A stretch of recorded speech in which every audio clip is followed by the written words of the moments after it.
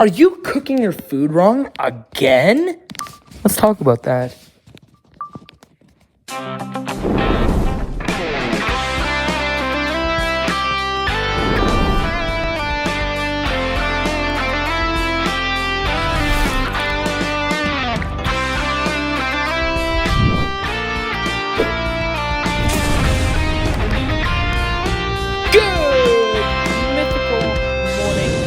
I love myself some food, don't get me wrong, but I didn't know that there were so many different laws about it, and I still don't know about them because, well, I saved this video just for you.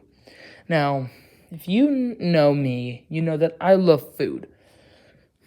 That's why I'm making this video today, because actually, it's Wednesday, and I was going to do Wing Wednesday, but that's going to get old, but instead it's Food Wednesday. Maybe it should have been Food Friday. But we're going to dive into that right now. The American legal system is full of archaic and strangely funny laws about food that were invented centuries ago. So when we come across some goofy rule that seemed to defy common sense, it's easy to believe that it's true.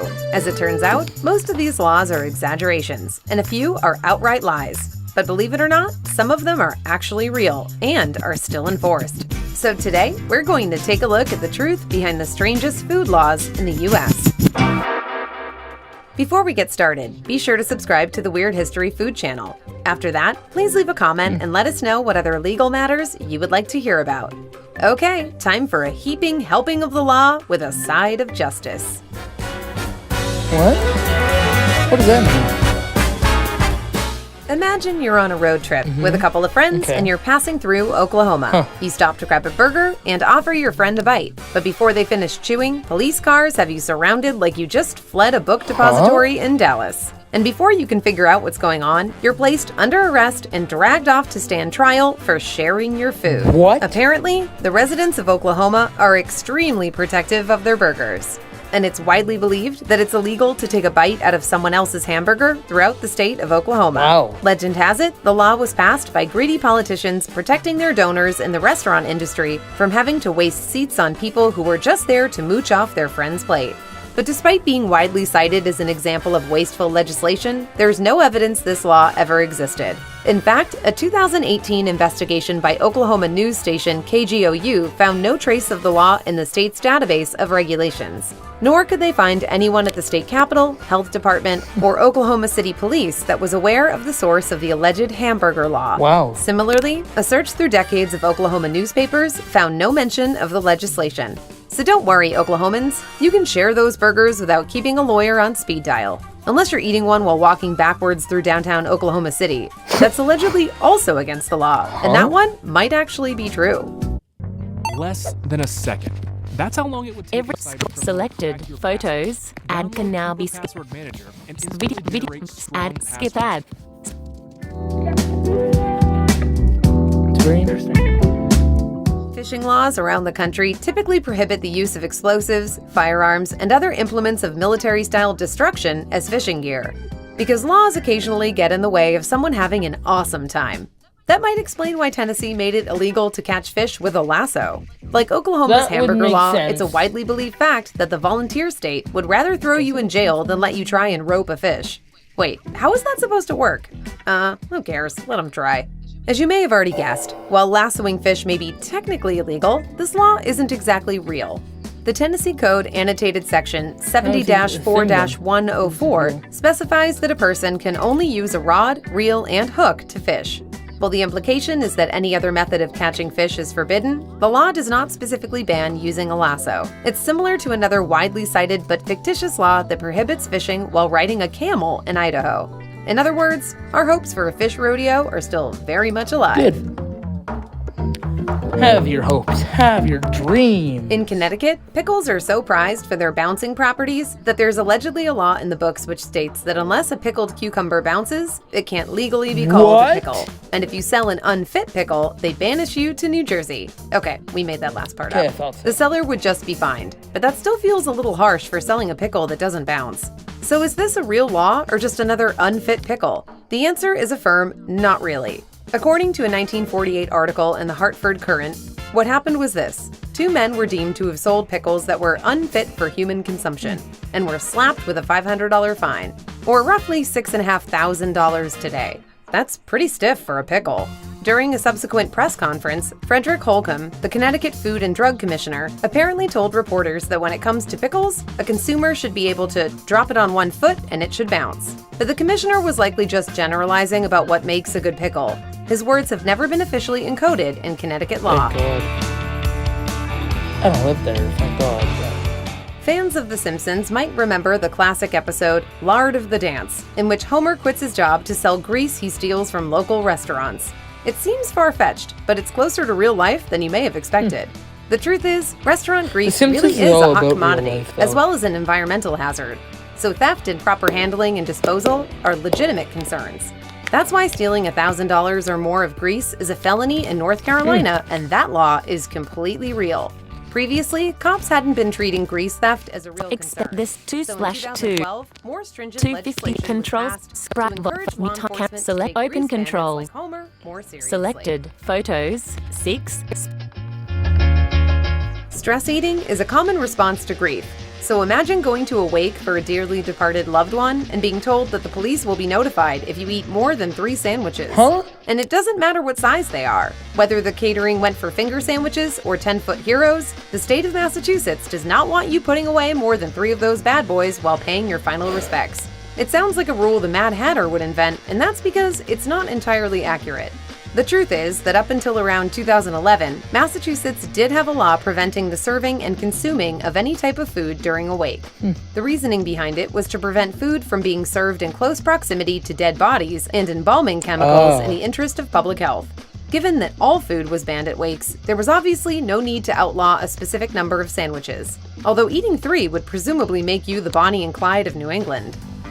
I don't know what that means.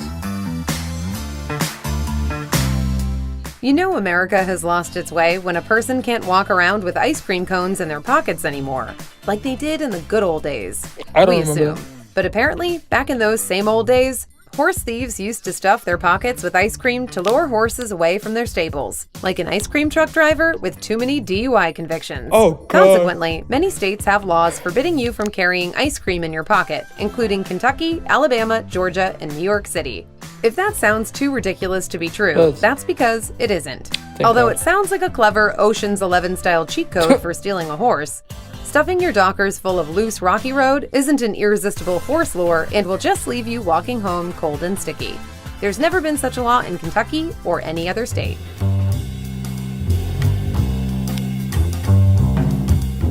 Sending someone a pizza they didn't order is a classic prank, but we wouldn't try it in Louisiana.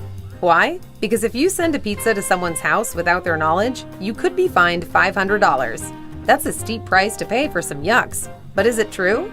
Once again, the answer is yes, sort of. Louisiana doesn't have a law specifically banning pizza pranks. This off-cited factoid is a loose interpretation of a real law. In this case, Revised Statutes Title 14, Criminal Law Section 1468.6 on the unauthorized ordering of goods or services, including pizzas. In other words, the law covers pizza deliveries, but it isn't specifically about them. It's about sending anything to a person's house without their knowledge or permission. Wow. Well, that kind of makes sense. But like, what if you try to do it to your address and it's the Another wrong fact that you're likely to come across on lists of weird food laws God. is that there's a law in Alabama that prohibits an individual from putting salt on railroad tracks. Oh. Given you'd have to be pretty hungry to eat railroad tracks with or without salt, it's hard to imagine that this was ever really a problem. But apparently, it was so serious that violation of the rule is punishable by death. Theories hold the rule may have been made out of concern for the construction and condition of the tracks themselves, or because salt attracts cattle, which could lead to a collision with a train, or an unexpected friendship. But while at least one Alabama law firm cites this law as a factoid on their website, they don't say how, when, or why it was passed, or where it can actually be found in the Alabama statutes and regulations. So while we can't definitively say whether this one is real, it's probably safe to add some seasoning to your nearest railroad crossing.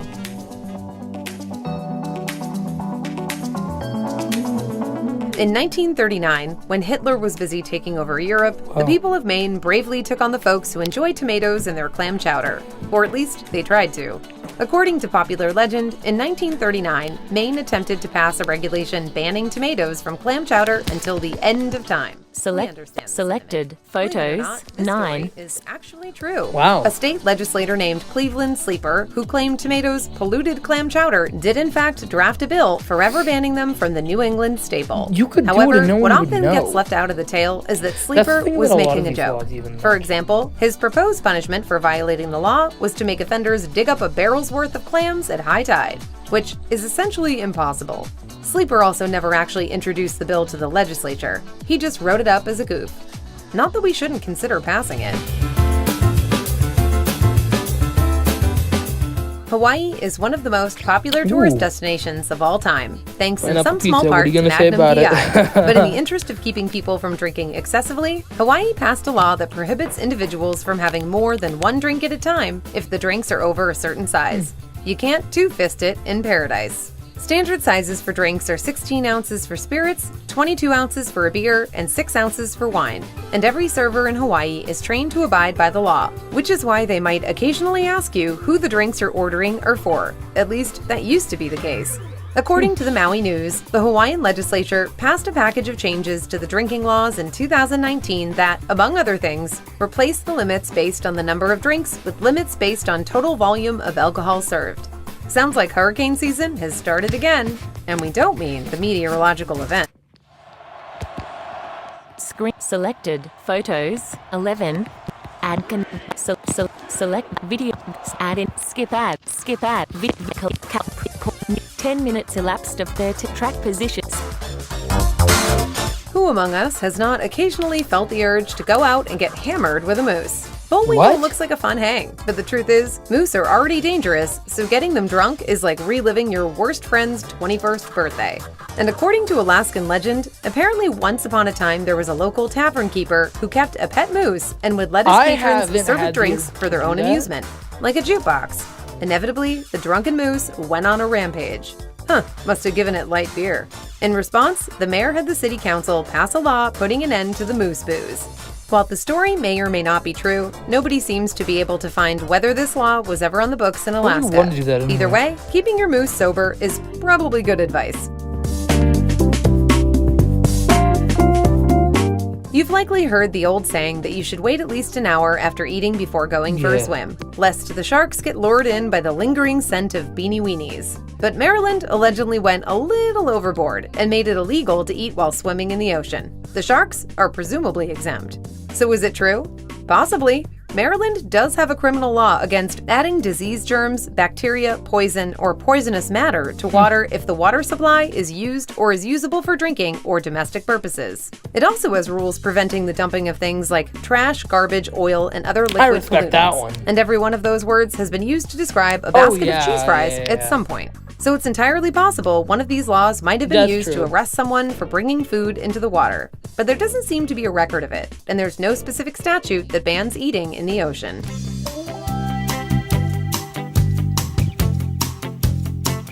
One of the most frequently cited strange food laws is that it's illegal to substitute oleo or margarine for butter in the state of Wisconsin.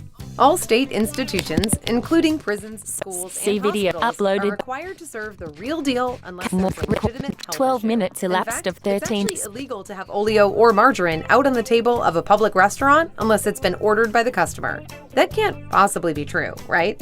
Well, you'd better start believing it's not butter because this law is 100% real. Wow. Because Wisconsin's economy relies so heavily on dairy, the That is legislature actually passed these laws to crazy, though. protect Wow. local businesses. In fact, the state passed a ban on yellow margarine as early as 1894. How, bro? But when the law was eventually repealed in 1967, these other anti-margarine laws remain on the books. Or would that be cookbooks? And you're gonna stick it in the stick of butter. So what do you think? Pauline. And did you believe in any of these? Hope you guys enjoyed this video. I was shocked by the last one. A lot of these weren't actually like completely real, but still, all shocking. So if you like this video, as always, I know I always say it, but I'm gonna say it again. Like, comment, share, subscribe. And we'll see you on another episode tomorrow morning.